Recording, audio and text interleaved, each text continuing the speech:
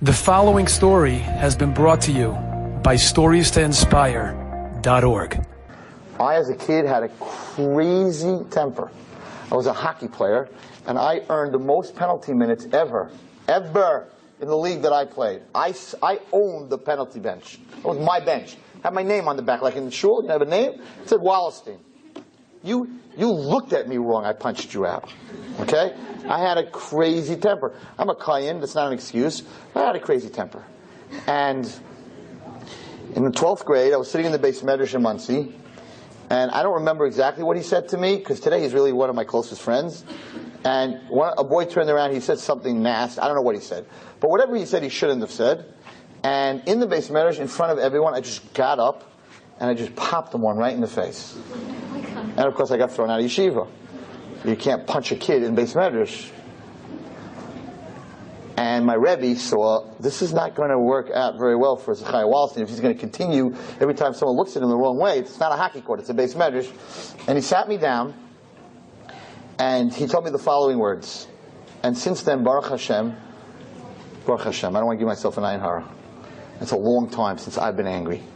What did he tell me to do? So most people tell you anger management, count sheep. I don't like sheep. I'm not counting sheep. All right, count money, suck it up inside, and don't say anything, and then it stays inside, and it gets worse and worse and worse. So my Rebbe said, anger is an emotion. Take your anger and change the emotion. The emotion is going to be there, but change the emotion. What do I change the emotion into? He said sympathy, pity, compassion. Yeah, right. Someone's yelling at you. Oh, I have compassion for you. Anila daidi li, right? This is how he explained it to me, and it works. Listen carefully. Someone's out of control. They're yelling at you. Out of control. Now look at that person and say, here's a human being. The sun's out. Beautiful. Look at the grounds, the trees. It's a beautiful world we live in. You woke up this morning, you could see, you could hear, you could breathe, you could taste cold, you could taste hot. It's crazy. What Hashem gives us, what we have, is crazy, right? Now this person's screaming at you out of control. Nebuch on her. She has no life. This person's going around bad-mouthing me, talking lashon hara because she's jealous of me. Nebuch. She has no self-esteem. She has to step on me to step up. I'm not angry at such a person. I feel bad for such a person. So he said, when someone does that to you, go daven for them. That Hashem should help them. Go take a tehillim and say, my parents are always fighting with each other. So don't get angry at them that they're fighting with each other. They're married 33 years. They could love each other and have the most amazing marriage, and instead they don't talk to each other. Nebuch. They're my parents. Nebuch, they have no life. Who puts that in their tehillim? You're busy putting in this sick person, that sick person. I want to daven for my parents. They should be happy. I want to daven for my brother. He's fighting with my parents all the time. You know what it is to have a parent? You know how lucky you are to have a parent? What are you going to wait till they put him in the box, and then you walk up and say, "You meichel me? I'm sorry for everything I did." When it's too late, when you can't see their smile, when you can't feel their touch, that's what we're going to wait for when it's too late? Sure, but every Levi, everybody says, "Oh, mommy, I hope you meichel me." It's too late. It's too late. You have a parent. So if you see a brother that's fighting with your parents and you can't talk to him, daven for him. That Hashem should give him das.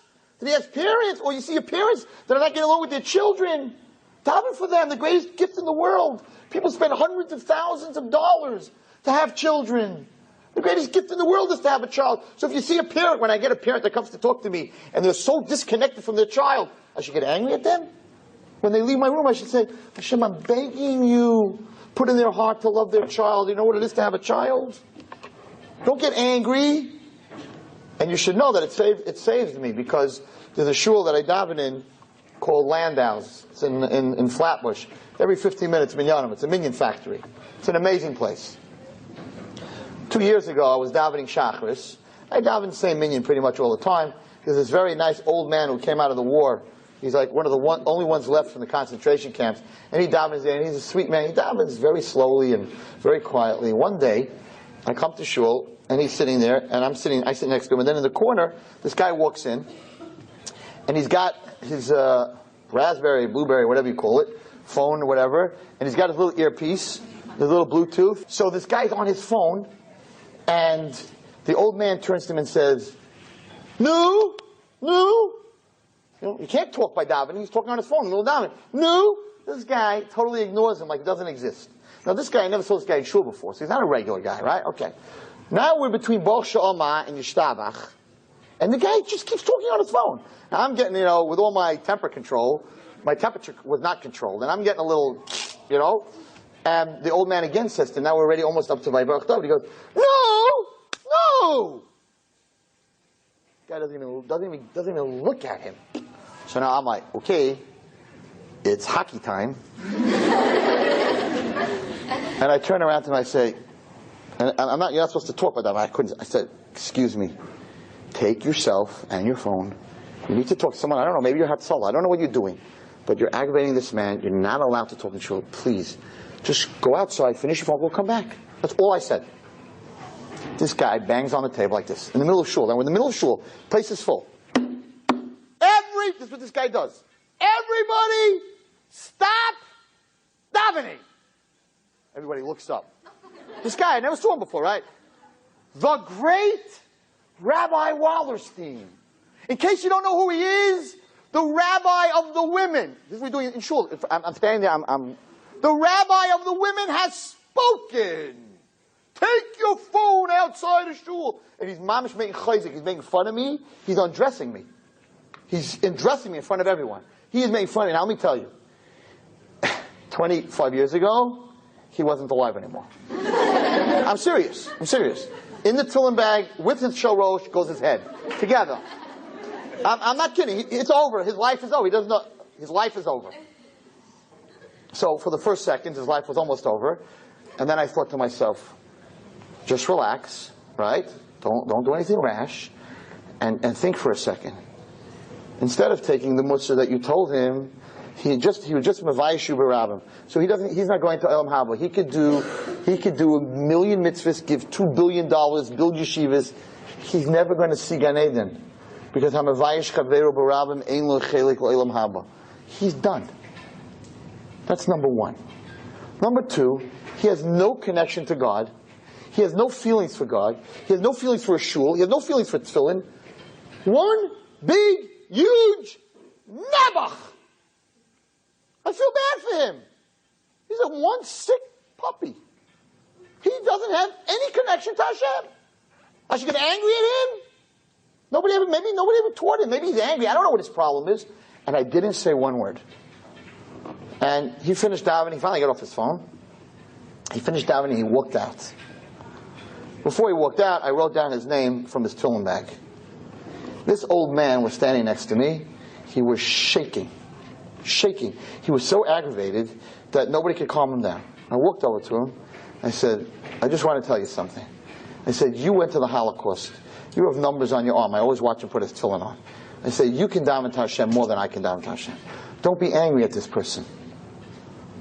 Daven for this person. Here's his name. It was on his tefillin bag. Do me a favor, daven for him. He's never so sick. I'm going to be Michael him so that he can get Gan Eden. I'm going to be Michael him, but I'm going to be Michael him. And you daven for him. So he looked up for me. He looked at me first like a little weird, right? And then he said, do you really think it would help? I said, for sure. What else is going to help this guy? Daven for him. He doesn't understand tefillah. He doesn't understand Hashem. He doesn't understand anything. If you would daven for him, I'm sure Hashem will happen. He'll do tshuva. And he'll change. And one day he's going to be a big tzaddik. The man calmed down. He was a different person when he left shul. So, instead of being angry at people, and angry sometimes at your parents, even when you're right, go and take a sitter or tehillim, and daven for them that they should be happy, and they shouldn't be so nervous, and they shouldn't be so uptight. And if somebody embarrasses you, feel sorry for them. They have no feelings that they could hurt another person like that. And your whole life, and maybe this is what you should do in Elul, your whole life will totally change. My whole life, because that Rebbe saved my life. It totally changed. I look at people differently. The whole reason that I do what I do is because when I see someone that's not keeping Shabbos, that's not eating kosher, that's not Shemini Giyah, that's not doing the right thing, instead of getting angry, I'm like, oh boy, we got to daven for this person. I have compassion for that person. I have pity for that person. I want to help that person. Instead of being angry at the world, I want to change the world. I have compassion for the world. I want to save the world. You can't get rid of an emotion, but you can change an emotion. Enjoyed this story? Come again. Bring a friend. StoriesToInspire.org